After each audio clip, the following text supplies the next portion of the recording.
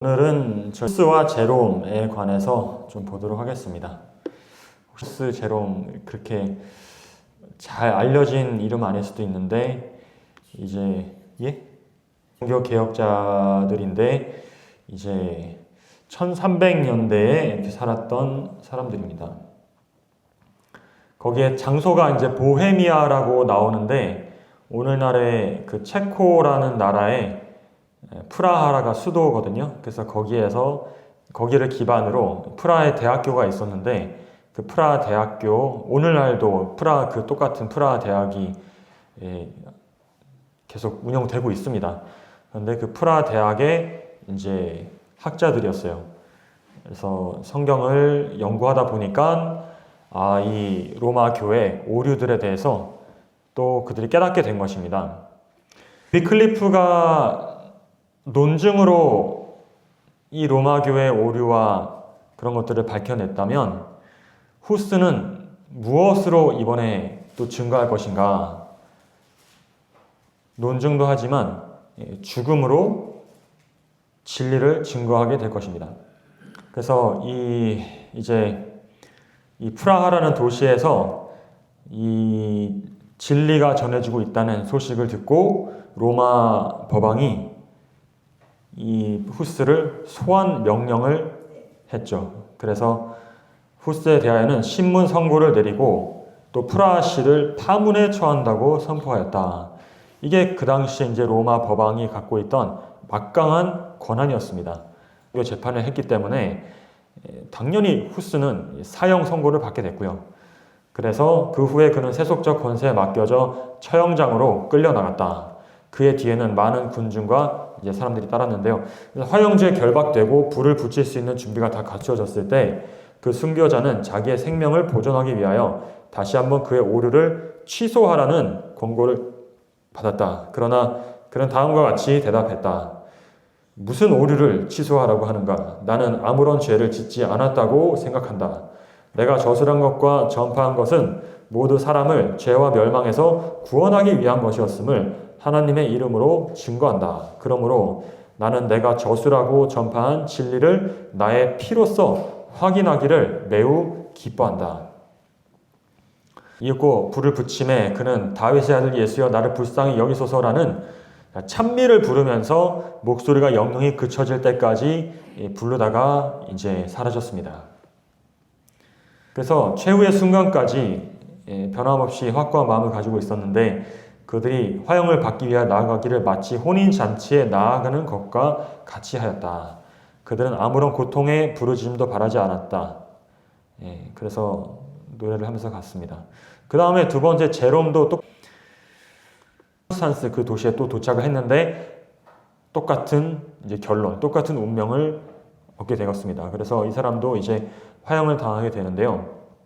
그런데 제롬은 잠시 주춤을 했었던 그 내용이 나와 있습니다. 그래서 정작 순교 당할 생각을 하니까 그리고 후스가 이미 처형당하고 이제 죽어서 없다는 것을 알게 되니까 이 사람의 마음의 용기가 믿음이 떨어졌던 것 같습니다. 그래서 자기의 했던 말들을 번복하게 되었는데 그걸 가지고 이제 후회를 하면서 다시 돌이키는 그런 과정이 있죠. 그래서 재판관들을 가리키면서 엄숙하게 말하였습니다. 너희는 위클리프와 야누스에게 정죄의 선고를 내렸는데 그들이 교회의 교리를 침해한 연구에서가 아니고 그들이 성직자들의 비행과 춤은 곧 그들의 허식과 교만, 온갖 죄악들을 적발하여 공격하였기 때문이었다. 위클리프와 후스가 말한 반박할 수 없는 사실에 대하여 나 역시 너희를 규탄하는 바이다. 자, 이거 또 제롬의 음성을 통해서 사실은 이제 하나님의 심판이 여기에 선고되고 있는 그런 장면입니다. 그러나 우리가 눈에 보는 것은 이제 세상의 법정이고 세상의 재판관들이 이 사람들에게, 이 하나님의 백성에게 정죄 선고를 내리는 모습만 우리 눈에는 보이죠. 그래서 그는 후스가 죽임을 당한 바로 그 장소로 끌려 나갔습니다. 그는 노래를 부르면서 나갔는데 그의 얼굴은 평화와 기쁨으로 빛나고 있었다. 그는 그리스도를 주목하고 있었으므로 그에게는 죽음의 두려움이 없었다. 사형 집행자가 불을 붙이려고 그의 뒤로 돌아가자 그 순교자는 꺼릴 것 없이 앞으로 나와서 나의 눈앞에서 불을 붙여라. 내가 두려워했다면 여기에 오지 않았을 것이다 라고 부르셨습니다.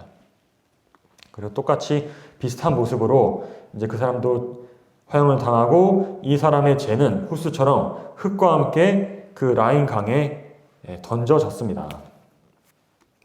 그런데 이 사람들이 이제 화형을 당하고 죽임을 당하고 그 죄들을 다 강물에 뿌렸잖아요. 이제 그 교황의 대리자들은 어떻게 생각했습니까? 드디어 승리했다. 드디어 이 온 세상을 어지럽히던 이 화근들을 우리가 깔끔하게 제거해버렸다. 이렇게 생각하면서 노래를 불렀을 거 아니에요. 쾌제를 불렀을 거 아니에요.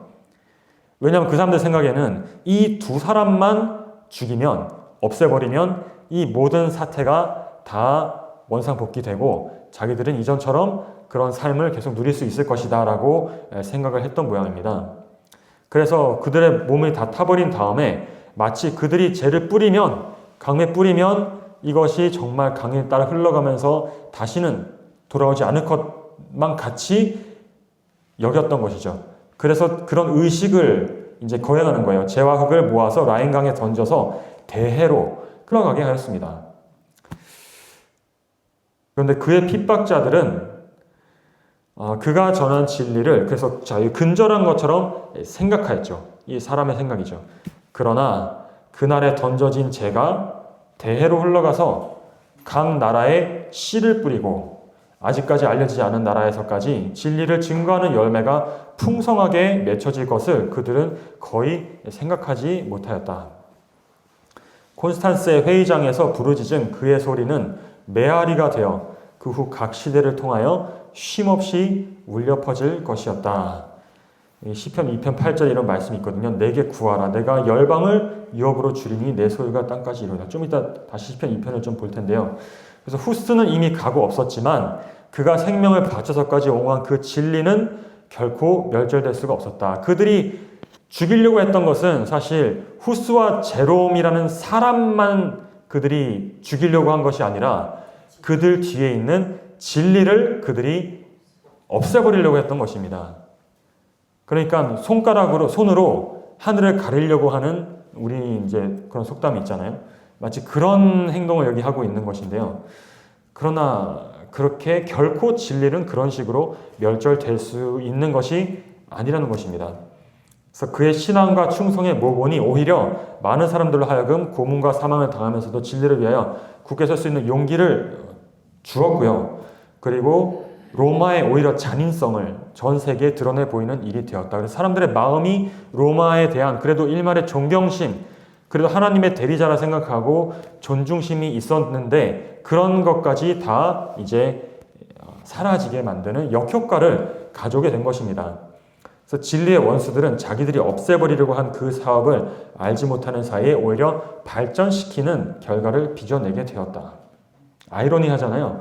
이와 같이 하나님의 충성된 증인들은 죽음을 당하였다. 그러나 그들이 전파한 진리의 빛, 그러니까 그들의 영웅적인 모본으로 남긴 광채는 소멸될 수 없었는데, 왜냐하면 이 광채는 사람에게서 나오는 광채가 아니라 그 눈이 불꽃 같고 두 발이 빛난 주석과 같은 하나님의 아들로부터, 그의 얼굴로부터 나오는 광채이기 때문에 사람을 없앤다고, 그들이 없애려고 했던 게 사람이 아니고 진리였는데 그 진리가 알고 봤더니 그 하나님의 아들이었던 것입니다. 그래서 바야흐로 세상에 다가오고 있는 이 여명, 이 동트고 새벽 여명이 떠오르고 있는 것을 사람이 막을 수가 없잖아요.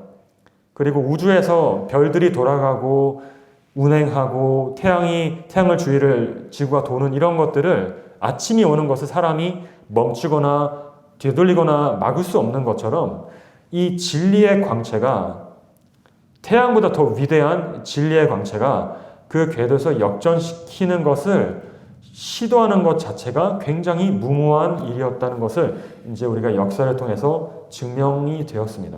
그래서 요한계시록 2장 28절 두아디라 교회에 내가 또 그에게 새벽별을 주리라. 새벽을 절대로 막을 수 없기 때문입니다. 이 두아디라 교회 요한계시록 2장 26절에 이런 말이 있어요. 이기는 자와 끝까지 내 일을 지키는 그에게 무엇을 주겠다 약속이 되었어요. 만국을 다스리는 권세를 주리니 그가 철장을 가지고 저희를 다스려 질그를 깨뜨리는 것과 같이 하리라. 나도 내 아버지께 받은 것이 그러하니라. 이 말씀이 자, 요한이 계시록을 기록할 때 이걸 찾아보면은 어디에 나온 말이냐면 시편 2편 9절에 기록되어 있는 말을 그대로 옮겨온 것입니다. 내가 철장으로 저희를 깨뜨리며 질그릇같이 부수리라 하시도다. 이에 구하라. 내가 열방을 유업으로 줄이니 내 소유가 땅 끝까지 이르리로다. 그래서 그 재를 뿌렸는데 그 재가 오히려 강물을 타고 대해로 흘러가서 온 세상에 퍼지게 되는 그런 역사가 여기 나와 있잖아요. 내가 열방을 유업으로 줄이니 너의 소유가 땅 끝까지 이르리로다. 이 너는 누구를 가리키는 것입니까? 여기 그죠? 너는 내 아들이라. 너는 내 아들이 누굽니까? 우리예요? 우리도 그 같이 동참한 사람들이 되었지만 여기서 여호와께서 나에게 이르시되 다윗이 누굴 본 겁니까? 여호와께서 나에게 이르시되 너는 내 아들이라. 예수님을 얘기하는 것입니다. 예수님. 그래서 이게 예수님에 대한 예언도 되죠. 그런데 이게 단지 예수님이 오실 것도 예언했지만 그 예수님은 진리잖아요. 그 진리가 온 세상에 어떻게 퍼뜨려질 것을 여기에 지금 예언하고 있는 것입니다. 그런데 이 진리를 사람들이 좋아하지 않고 미워하고 싫어합니다. 그래서 온 세상이 그것을 반대해서 들고 일어날 때 왕과 교황과 그 주교들과 이 모든 사람, 온 그 당시의 기독교 세계가 이 한 사람, 후스라는 한 사람, 또 제롬이라는 한 사람, 위클리프 같은 한 사람을 대항해서 일어나는 게 좀 웃기지 않습니까? 수십만, 수백만의 또는 수천만 명의 사람들이 왜 한 사람을 이기지 못하나요? 당연히 이길 수 있죠. 수천만 대 한 명이잖아요. 그런데 그 대상이 보니까 어찌하여 열방이 분노하며 민족들이 이 모든 경영하는 게 무엇이냐면 허사를 경영하는 거. 왜냐하면 그 사람들이 이 진리의 그 사람이 그냥 한 사람이 아니라 진리의 대리자이기 때문입니다. 예수님을 대표하는 사람들에게 그들이 경영한 일이 무엇이에요? 그 진리를 그 사람들과 함께 없애버리려고 할 때 이것이 허사를 경영하는 것이고 세상의 군왕들이 나서며 관원들이 서로 꾀하여 여호와와 그 기름받은 자와 그들의 백성들을 다 대적하고 우리가 그 맨 것을 끊고 결박을 벗어버리자. 이 말씀을, 이 진리의 말씀이 우리를 자꾸 공격하고 우리를 심판하니까 그 결박을 우리가 어떻게 하고 싶으냐? 벗어버리고 싶다. 자유를 누리고 싶은 거죠. 하나님의 말씀으로부터. 그래서 계속 죄 가운데서 살고 싶은 게 이 사람들의 이 모든 경영을 통해서 나타나고 있죠. 그게 나라가 되었든 국가가 되었든 개인이 되었든 진짜 비슷한 것입니다. 그러나 그렇게 하는 것이 참 하늘에 계신 분이 보실 때 웃으시며 주께서 저희를 비웃으시리로다. 오히려 그들이 하는 모든 것들이 더 역효과를 낳는 그 결과를 가져왔죠. 그래서 그 시편 2편 9절에 아까 계시록 인용된 말씀인데요. 내가 철장으로 저희를 깨뜨리며 질그릇같이 부수리라 하시도다. 그 두 발이 빛난 주석과 같은 그 심판자의 자리에 앉으신 예수님이 이 말을 지금 선언하시는 것입니다. 그런즉 군왕들아 너희는 지혜를 얻으며 세상의 관원들아 교훈을 받을지어다. 회개하라는 것이죠. 회개할 기회를 주었다 했잖아요. 여호와를 경외함으로 섬기고 떨며 즐거워할지어다. 그 아들에게 입 맞추라. 그렇지 아니하면 진노하심으로 너희가 길에서 망하리니 그 진노가 급하심이라. 여호와를 의지하는 자는 다 복이 있도다. 이게 이제 후스와 제롬이 사형당했던 콘스탄스라는 그 도시입니다. 앞에 되게 너무 아름다운 곳이잖아요. 저기 호수가 보이고 앞에 저기 알프스 산맥이 보이는데 여기에 보면은 오늘날 지금 호텔 건물이고요. 호텔 건물 앞에 조그만 탑 같은 거 있습니다. 그 탑에 지하실에 실제로 그 후스가 감금당했던 몇 날 며칠이고 1414년 12월부터 1415년 3월 24일까지 그 감금돼 있던 3개월 동안 감금돼 있던 그 장소입니다. 자, 그런데 여기서 끝나는 게 아니죠. 이 후스와 제롬이 죽었지만 이제 보헤미아에서 큰 반란이 일어났잖아요. 그런데 여기에 등장하는 사람이 이제 지스카라는 이 장군이었습니다. 그래서 지스카와 또 그 다음에 프로코피우스라는 또 장군이 2명이 또 등장하는데요. 이 사람들을 통해서 그 교황의 군대와 그 황제의 군대들이 와서 이 도시를 에워싸고 그들을 다 몰살시키고 잡아가려고 할 때 정말 그 올 때마다 그 온 유럽의 대군이 왔는데 이 보헤미아라는 작은 지역의 소규모 아주 작은 민족들이 이것을 대항해서 싸운다는 것이 마치 무엇과 같으냐면 계란으로 바위를 치려고 하는 것과 같은 그런 상황입니다. 그런데 이상하게 여기에 보니까 그 전쟁을 할 때마다 여러 번 왔어요. 그런데 전쟁할 때마다 어떻게 됩니까? 십자군을 그래서 일으킵니다. 교황이 십자군을 일으켜서 후스의 신봉자들을 토벌하기 위하여 먼 거리에서부터 왔어요. 그런데 와서 그들과 이제 대치를 하는 상황에서 이 시내를 하나 이렇게 마주하고 가운데 두고 마주하고 있는데 접전하기보다는 이상하게 조용히 서서 상대방의 전사들을 주목하여 바라보기만 하였습니다. 그러다가 갑자기 그들의 마음에 기이한 공포감을 이 십자군의 군대가 느끼게 된 것입니다. 마치 이 보이지 않는 세력에 의하여 쫓겨가듯이 갑자기 그 군대가 막 흩어져 버리는 거예요. 그래서 이 보헤미아 군대가 거의 뭐 100대 1, 1000대 1의 그런 확률을 뚫고서 큰 승리를 거두고 전리품을 그들이 가지게 됩니다. 그게 아까 시편 2편에 나와 있는 것 같죠. 내가 철장으로 저희를 깨뜨리며 질그릇같이 부수리를 하시도다. 그래서 근데 이게 한 번만 일어난 게 아니고요. 그 다음에 되풀이해서 또 2번 또 반복해서 똑같은 일이 일어납니다. 또 공포감에 짓눌려서 이 교황의 군대가 흩어져 버리고 패배해서 퇴각하는 거예요. 실제 역사입니다. 그래서 이 굉장히 이제 아까 지스카라는 이 장군은 마치 우리나라 이순신 장군처럼 패배를 모른, 패배한 적이 없는 그런데 눈도 보이지 않는 소경이었대요. 그래서 이 사람의 동상도 있고 한데 그런 큰 역사의 기록입니다. 그래서 유럽의 가장 강력한 나라로부터 파견된 이 군대도 그 소수의 연약한 국민으로 편성된 소수의 방위군 앞에서 괴멸되고 말았어요. 여기에 하나님의 능력이 나타났는데 침략군은 초자연적인 공포감에 사로잡혔던 것입니다. 하나님의 어떤 기적이었죠. 이때 보헤미아에서 결국 그들의 꾀임에 넘어가서 이 보헤미아 이 지역이 다시 교황의 수중에 들어가게 되는데요. 그럼에도 불구하고 하나님께서 그들 가운데 누구를 남겨두시냐면은 남은 무리를 이제 갖고 계시는 것입니다. 옛날에 엘리야 시대에 7,000명을 남겨두셨다는 것처럼, 그런데 그들이 다 굴혈과 이렇게 광야의 생활을 흩어져서 뿔뿔이 흩어져 있었잖아요. 엘리야는 모르고 있었지만 하나님의 백성을 하나님께서 보존해 두셨던 것입니다. 그 진리의 씨앗을 가지고 있었기 때문에 바알에게 입맞추지 아니한 7,000명을 남겨두셨던 것처럼, 자, 이거는 이제 그 왈덴스인들과 그 다음에 보헤미아 사람들에 관한 얘기인데요.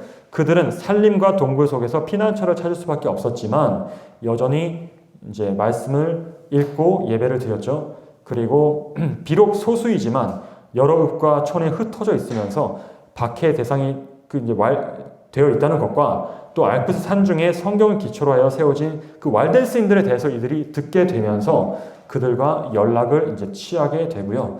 이런 모든 것들이 이제 16세기 1500년대가 되면은 보헤미아와 모라비아의 그들의 교회가 한 200곳 정도가 이렇게 여기저기 있는 것을 알 수가 있습니다. 그래서 마치 가장 어두운 시간에 아침이 오기를 기다리는 사람들처럼 그들이 어려운 시대를, 암흑 시대를 살았지만요. 그러나 새벽이, 이제 후스가 이렇게 예언을 했습니다. 곧 새벽이 오려면 한 100년 정도는 지나야 한다는 말을 잊어버리지 않고 있었습니다. 그래서 오늘날까지 진리가 그들과 함께 사라지지 않고 천년까지 아니지만 수백 년의 세월을 걸쳐서 지구를 한 바퀴 돌아서 오늘날 우리에게까지 이 진리의 말씀, 이 복음의 말씀이 주어지고 우리에게 오게 된 것입니다. 정말 이런 큰 역사가 있었다는 것을 우리가 좀 기억을 하면서 이 진리의 귀중함에 대해서 또 이 능력에 대해서 우리가 다시 한번 새겨보는 시간이 되기를 바라면서 말씀 마치겠습니다.